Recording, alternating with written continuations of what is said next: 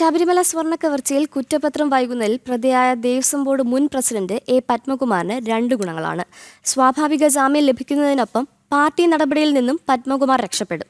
കേസിൽ കുറ്റപത്രം വന്ന ശേഷം മാത്രം മുൻ MLA പത്മകുമാറിനെതിരെ നടപടിയെടുക്കുമെന്നായിരുന്നു CPM നിലപാട്. CPM പത്തനംതിട്ട ജില്ലാ കമ്മിറ്റി അംഗമായ എ പത്മകുമാർ ജയിലിലായതു മുതൽ നടപടിയെടുക്കാത്തതിൽ വലിയ വിമർശനം CPM നേരിടുകയാണ്.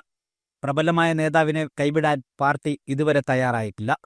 കേസിൽ കുറ്റപത്രം വായിച്ചു നോക്കിയ ശേഷം മാത്രം നടപടിയെന്ന് നേതൃത്വം നിലപാടുമെടുത്തു. SIT കുറ്റപത്രം വൈകുന്നത് പത്മകുമാറിനും പാർട്ടി നേതൃത്വത്തിനും വലിയ ആശ്വാസമാവുകയാണ്. സ്വാഭാവിക ജാമ്യം ലഭിക്കുന്നതിനൊപ്പം പാർട്ടി നടപടിയിൽ നിന്നും പത്മകുമാർ രക്ഷപ്പെടും.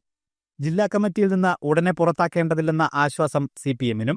2019 ദേവസ്വം ബോർഡ് പ്രസിഡന്റായിരുന്ന പത്മകുമാർ സ്വർണ്ണക്കവർച്ച കേസിൽ അറസ്റ്റിലാവുന്നത് നവംബർ 20-നാണ്.